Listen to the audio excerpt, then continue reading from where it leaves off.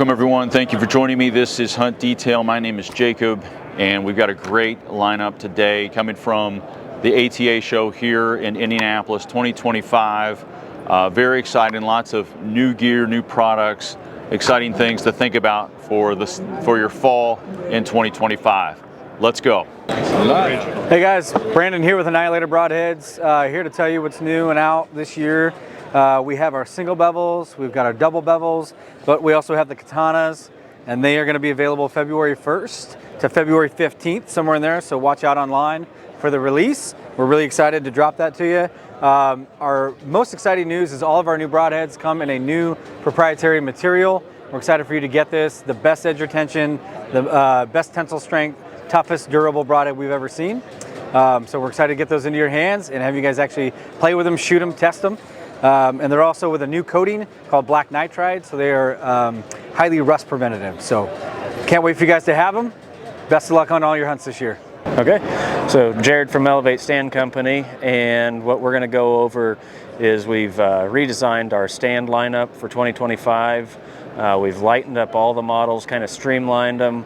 This is our Ultra X, so we're going to be in the sub 6 pound range on this one. We've added a few different features. We've cut in our new logo, we rebranded, cut in our new logo there. We put in some backpack strap placement right there. It's where you put in your backpack straps, attach it there. Obviously you can see we've changed the design a little bit just to save weight and make it just kind of the size that the hunter truly needs. We've also changed how our stands go in and how this locks into place. So that comes in there. That locks into there, and you hold it like that and it's not going anywhere. So like I said, this is the Ultra X. We also have the Rise X, so this will be in the 7 pound range, somewhere in there. And then we have our largest stand, the Element X, and that's going to be in the 9 pound range. So they all have the same features of the backpack straps, the same way it goes into place there. Same way that we used to do the sticks on the original stands, to where they slide into here. You run 2 and 2 on each side, but it really makes for a streamline. It keeps it on your back so the weight's evenly distributed on your back. Just makes for a good hunt system. All right, Carl here again with Tethrd. This is our new Carnivore 2P. This is our first 2-panel saddle. I know it took a while to get here, but we wanted to get it right. We've made some pretty substantial upgrades in the 2-panel space. I'll start here with the outer portion of the 2 panels. First of all, on the geometry of it, it's got a really tight geometry coming down here to the points. These are our new lay flat bridge loops. So it's a really flat surface. There's no hot spots there at all. You can see there's no extra material. The top and bottom webbing are almost touching, and that creates almost a perfect dynamic pull, especially into the new bridge that we have, and I'll show you that here in a minute. This 2-panel saddle has our rad button connection. All these pieces are laser cut squadron, so we put some extra detail into that. The buttons, they're spring loaded. You know, they just pull off, and once you disengage them, you just slide your thumb straight down the back. You find these, and then you can adjust your saddle as needed. The rad buttons can go back on silently just by holding out on the cap, putting it back on and letting it go, or you can just snap it on there if you want to, and it'll make a little click. We have our familiar continuous lineman loop on this saddle, and then we also have the bonus mollies, so if you want to move a pouch or a pocket farther forward to get it up more easily accessible, you can. We'll go down here to the bottom. So this is looking at the inside of the saddle. We've got our well-known freedom belt. It slides within the channel, so you can move it. Any of our saddles with the freedom belt will fit extremely small people, even kids. We get asked about used saddles all the time. With the advent of that freedom belt, you do not need, kids can wear these things, because you can take this buckle all the way over to here and put it on a small person. So we have our 1.5 inch belt there. We've got our micro Raptor buckles here for the leg straps. Again, we have our lay flat bridge loops out here, and this is the bread and butter. This is a new patent pending bridge we designed. It's called the quad lock bridge, and essentially the main line is exactly the same as all of our other bridges. We have the same prusik, it operates the same way, but it is built in a specific way in here. I won't get into the details of that. And what it does is this loop, this right here, is all one continuous loop. So it's hard fixed up here. This side over here is free float mode. Each one of our 2Ps is going to come with a, I call them a bridge barrel. I don't know if they're going to change the name or not. This is a removable plastic barrel, and it allows this bridge to free float, so it's going to self-equalize. If you're one of those people that like to have the saddle equalize, no matter where you put it, you can run it in free float mode. And it's just that bottom leg, the skinny part right there, is what moves. Over here on this side, we have it in micro adjust mode. It's the exact same functionality as that side, but there's no bridge barrel over here. And how that works, if you want to micro adjust one panel from the other, your body weight is what helps this bridge do what it does. So you're going to grab this pull tab right here, and you can see we're just going to pull some slack out right there. And now you've released your weight and your pressure, so you can micro adjust that to put more tension or less tension on either panel. Once you get it where you want it, you're going to hold that loop in place, let go of your tab. It's going to cinch down. Your body weight's going to bite it. It's going to bite down and hold right there. It works incredibly well. So that is the Carnivore 2P with our new quad lock bridge. We'll step over here. This is our new fast frame. So this is a frame pack. We designed this for that public land. We got you guys in light. We're going to bring you out heavy. So we designed this frame pack to haul out a fully deboned or partially deboned mature buck. I've personally tested this thing, walked around, hiked around with 120 pounds on it. It does phenomenal. Our price point on this, I can't remember what it is exactly. It's on a price sheet. You'll have to check that out, Jacob. Is really, really good. By the way we built it, we went with a glass-filled nylon. So this frame, it's all one piece. It's glass-filled nylon. This is the same material that the U.S. Army uses for infantry Alice pack frames. So it's tried and true. It's really, really strong. The entire system comes as you see it. It's going to come with the meat sling. You don't have to buy that separate. It's going to be rolled up in this pouch right here, and it has a one belt for everybody. You don't have to choose a belt. The design of this belt, there's some there's plastic tools that come in it, and there's basically, it's Velcro on each one of these side panels, so you can adjust the side belts from very small to very large, and when you pull that tool out, the Velcro bites together, and then there's some extra straps right here just for a little bit of extra strength there. On the inside here, so this is a semi-rigid belt. It's got an HDPE panel inside of it. It goes all the way out to the ends of the channels on the outside, to adjust the belt. But it's very important because what it does, most frame packs, this is all soft material and it collapses and stuff like that.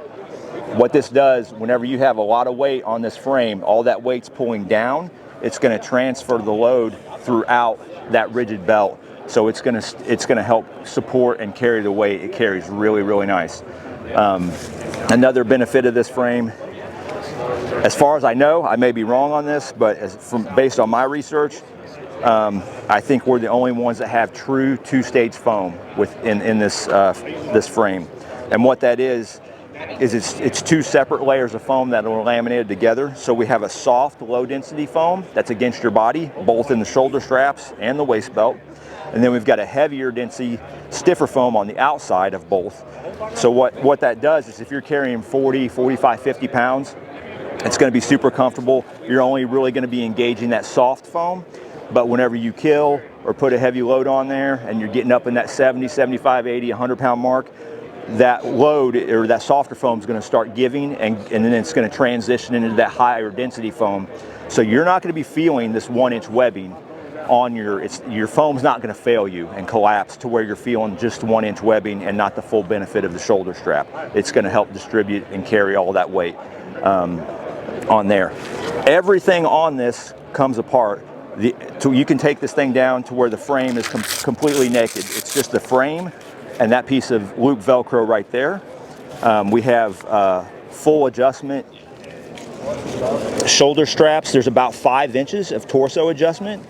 So I can pop that out. I can move this wherever I want it to go. As far as torso heights, most human beings torsos are pretty similar. I mean, there's anomalies out there, but even on people that have drastic height differences, we're only talking an inch or two difference in torso height. So there's plenty of room for adjustment there. So all these slots, again, very modular. You can hook different things to it. If you look here at this tabletop display, this is our fast pack that we've had out for a few years. When I designed all the ports and the plugins on the frame, I kind of made it all reverse compatible. I try to do that with everything we do. So I've got this fast pack hard mounted to the frame. Each one of the fast frames, again, is going to come with the meat sling, and it's going to come with a little accessory pack. There's a piece of blaze orange webbing that if you're packing out, you can actually lace this through the middle of your meat sling, so it just adds a little bit more visibility whenever you're walking out. There's going to be 4 of these. These are called gatekeeper clips. That's how I have the fast pack fastened on. It's just 4 points, the 2 top loops and 2 bottom loops slide through a slot, so you can hard mount that. And then also it's going to come with 6 of these little loops right here. It's just a simple piece of webbing with a little leg on it and a 3-bar slider. And what those do, I got one plugged in right here. You can put them wherever you want. So now you've created a loop point attachment. So other manufacturers, there's other packs that will fit on this. If you happen to have a pack and you want to run it on this frame, odds are with the components we have and the compression kit that we sell, or whatever pieces come with your pack, odds are you're going to be able to put it on here. But I specifically designed these to use with our 6-piece compression kit.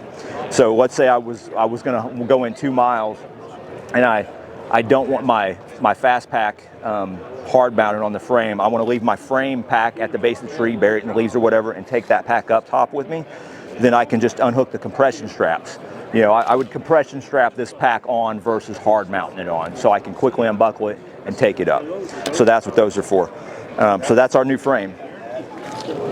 Let me step around over here real quick.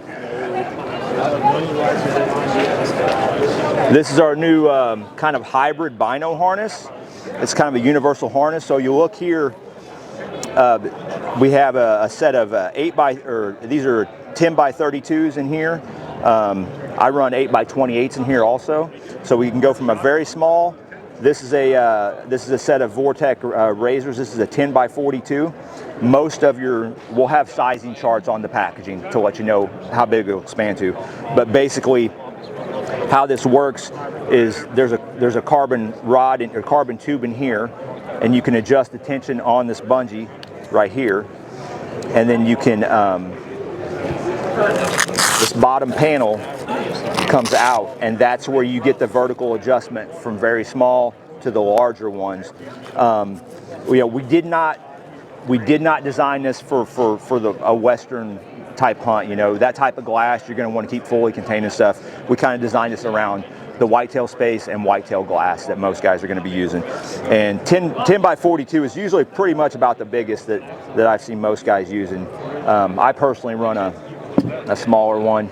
Yeah, there's 10 by 32s there. But how these hook up to the harness, this is a bungee system here that you can move, adjust here. It slides and locks in place, so you can adjust tension on that.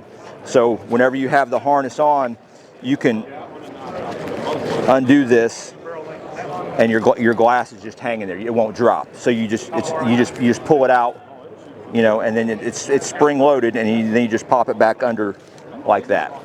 It looks a lot better if I'm actually wearing it. Now this is nice. Me personally, when it comes to glass, I'm more of a minimalist guy. So this is a separate product. We call this the minimalist bino harness. Came up with this very cool lace design right here. So it's all friction.